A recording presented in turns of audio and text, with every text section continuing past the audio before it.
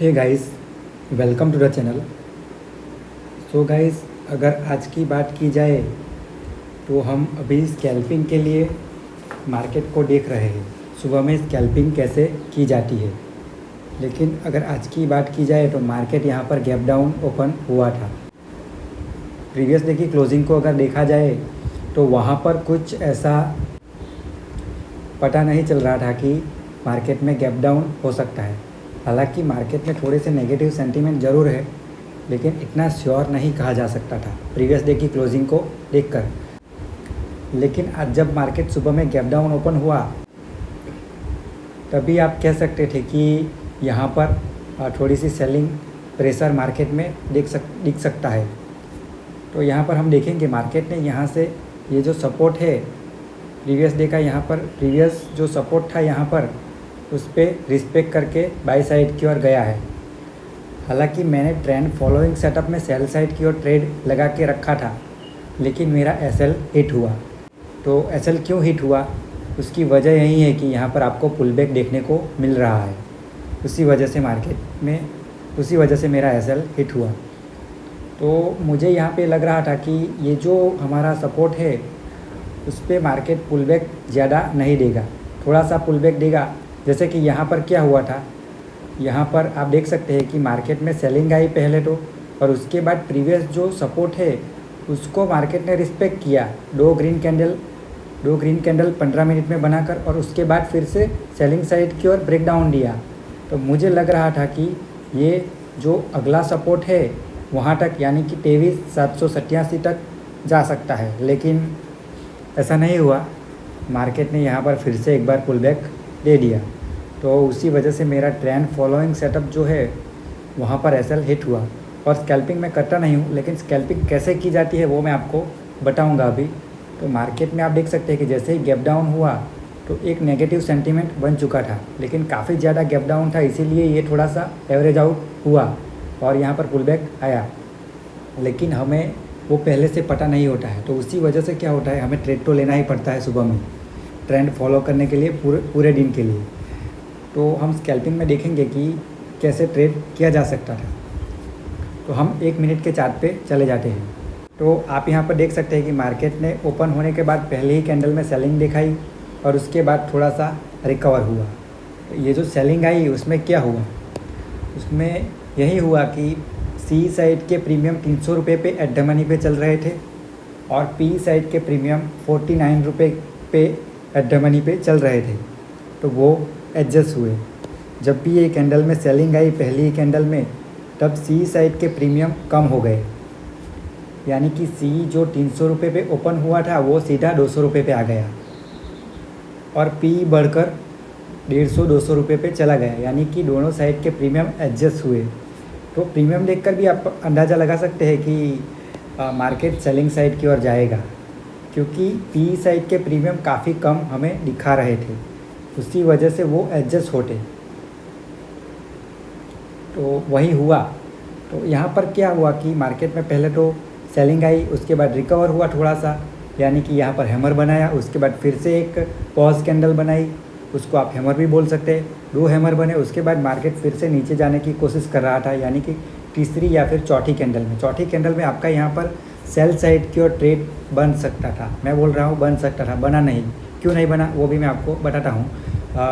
इसीलिए नहीं बना, मार्केट सेलिंग साइड की ओर तो है, यहाँ पर दिख रहा है कि मार्केट नेगेटिव सेंटीमेंट में है, लेकिन सेलिंग साइड की ओर आपका ट्रेड इसलिए नहीं बना कि यहाँ पर 23,920 के अराउंड आपको ट्रेड सेल करना पड़ता, और आपका जो लो है पहली कैंडल का वो काफ़ी नज़दीक था, आप देख सकते हैं यहाँ पर। इसी वजह से यहाँ पर जो पहला टारगेट था, हम स्कैल्पिंग करते हैं तो स्कैल्पिंग में हम 10 रुपये का एसएल लगाकर 20 रुपये लॉक करते हैं, तो उतना यहाँ पर टारगेट नहीं लॉक हो सकता था, क्योंकि टारगेट के पास आकर, यानी कि लो के पास आकर मार्केट फिर से रिवर्स हो गए। आप देख सकते हैं, होना ही था, ऐसा होना ही था। तो उसी वजह से हम यहाँ पर ट्रेड नहीं करते। तो हम बाई साइड रिवर्स में ट्रेड नहीं करते। क्यों नहीं करते, क्योंकि मार्केट में सेंटीमेंट नेगेटिव है। इसी वजह से हम क्या करते, बाई साइड का अगर ट्रेड करते तो हम ये जो हैमर बना है उसका हाई ब्रेक होने देते। पहले मार्केट सेलिंग में आया, उसके बाद बाइंग में जाता और यहाँ पर थोड़ा सा होवर करता, या फिर यहाँ से रिजेक्शन लेकर फिर से बाइंग साइड की ओर जाता और उसके बाद ब्रेकआउट होता, तो वहाँ पर हम बाइंग साइड की ओर ट्रेड करते। तो उसका टारगेट कहाँ तक रहता? उसका टारगेट सीधा यहाँ पर प्रीवियस डे की क्लोजिंग तक आप देख सकते थे। तो ऐसे मार्केट में ट्रेड किया जा सकता था। अगर हम स्कैल्पिंग करते हैं तो टारगेट बड़े नहीं रखने हैं हमें। जैसे ही हमारा 20 रुपये या 25 रुपये मिल जाते हैं, वहाँ पर हमें टारगेट लॉक कर लेने हैं। लेकिन मैं आपको बता रहा हूँ कि इतना टारगेट आ सकता है बाई साइड की ओर। अगर मैंने जो आपको सिचुएशन बताई वहाँ पर हम ट्रेड करते तो, लेकिन हमारा ट्रेड यहाँ पर कहाँ बना वो भी मैं आपको बता दे रहा हूँ। मार्केट थोड़ा सा ऊपर गया अपने पहली कैंडल के हाई को या फिर पूरे दिन के हाई को तब तक ब्रेक नहीं कर पाया था और फिर से सेलिंग आ गई। मार्केट ऑलरेडी सेलिंग मोड में है, आप देख सकते हैं। यहाँ पर सेलिंग आई एंड लो के पास टच कर मार्केट रिवर्स हुआ, थोड़ा सा पुल बैक आया और उसके बाद फिर से मार्केट में सेलिंग आ गई। तो आपकी यहाँ पर 9:34 को यानी कि 9:34 को यहाँ पर आपको एक ग्रीन कैंडल मिलती। उसकी बाद की कैंडल जैसे ही ये ग्रीन कैंडल का लो ब्रेक करती, वहाँ पर आपकी एंट्री बनती और उसके बाद आप यहाँ पर 20 रुपये के आसपास टारगेट लॉक कर सकते थे। यहाँ पर इसलिए फिर से मार्केट लो की ओर आ रहा था। दूसरी बार मार्केट ने पहली बार यहाँ पर लो बनाया, दूसरी बार आया, ये तीसरी बार था। इसी वजह से आप यहाँ पर एंट्री लेते और टारगेट मिल जाता। उसके बाद फिर से मार्केट का क्या हुआ, बाइंग साइड की ओर चला गया। तो आप देख सकते हैं यहाँ पर थोड़ा सा ये कप एंड हैंडल बनाने की कोशिश कर रहा है नेगेटिव सेंटीमेंट में। देखते हैं क्या होता है। यहाँ पर हाई ब्रेक होता तो आप बाई साइड की ओर ट्रेड कर सकते हैं। वो तो हम प्राइस एक्शंस देखने के बाद ही अंदाज़ा लगाएंगे कि क्या होगा। लेकिन यहाँ पर आपको कप एंड हैंडल जैसा दिख रहा है, वो बात ठीक है, जाने दीजिए उसको। आपको एक सेल साइड की ओर ट्रेड मिला, उसमें आपको 20 रुपये या 30 रुपये मिले होंगे। उसके बाद आप बाई साइड की ओर ट्रेड, यहाँ पर प्राइस एक्शन दिख रही है, करते या नहीं करते?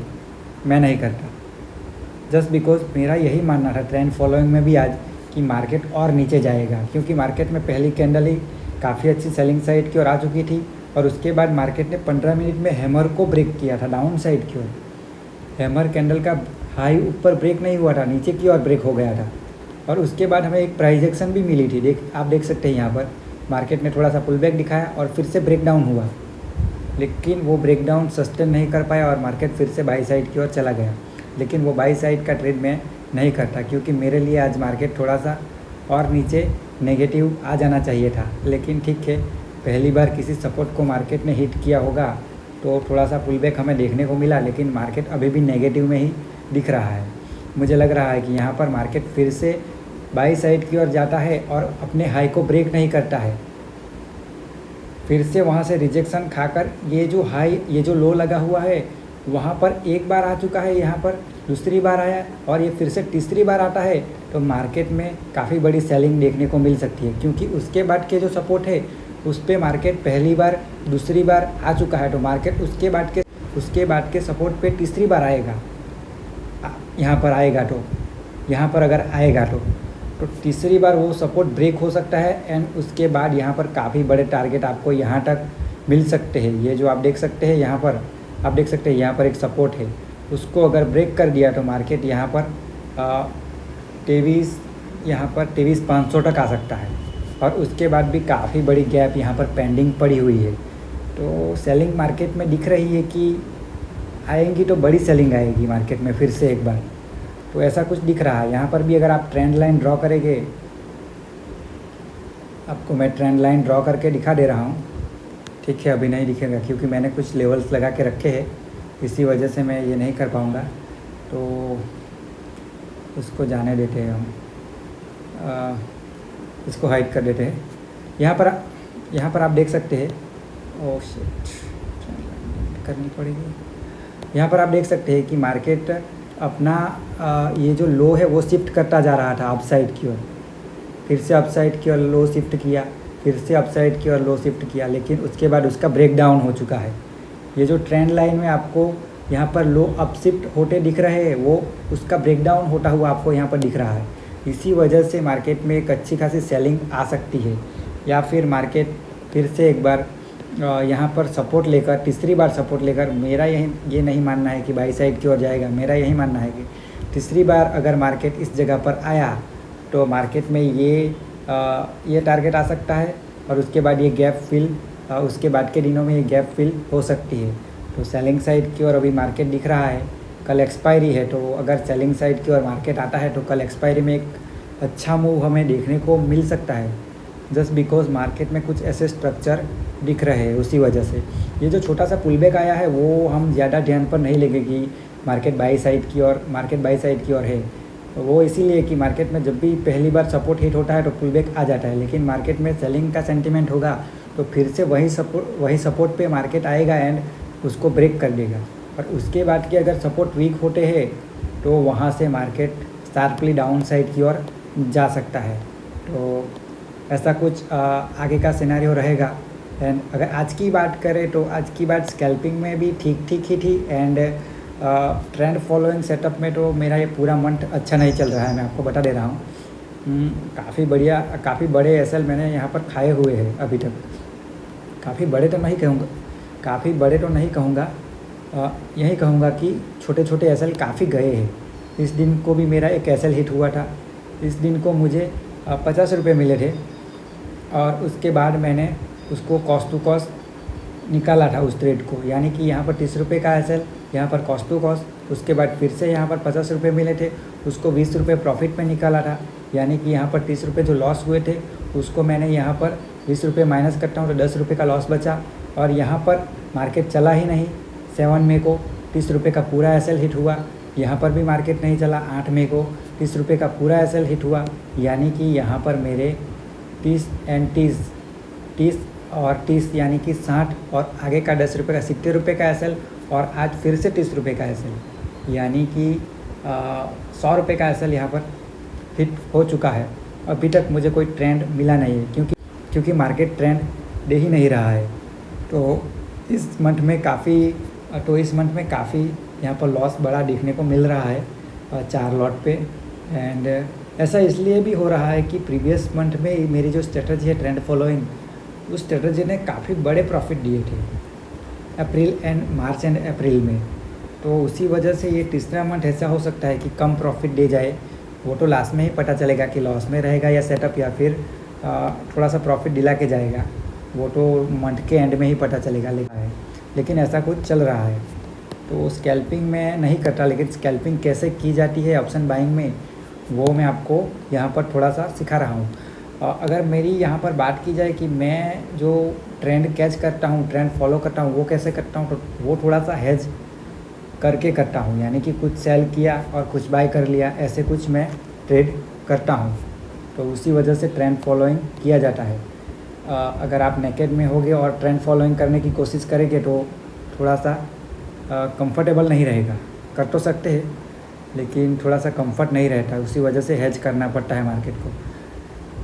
तो हमारा सेटअप मार्केट में फ़ाइट करता रहता है और उसके बाद जो हमारे फेवर में प्रोबेबिलिटी बनती है तो हमारा प्रॉफिट बनता है। अगर नहीं बनती, जैसे कि इस मंथ में नहीं बन रही है, प्रीवियस मंथ में बनी थी, तो हम एसएल यहाँ पर देते जाएंगे। तो इसी तरीके से कुछ ट्रेड होते हैं।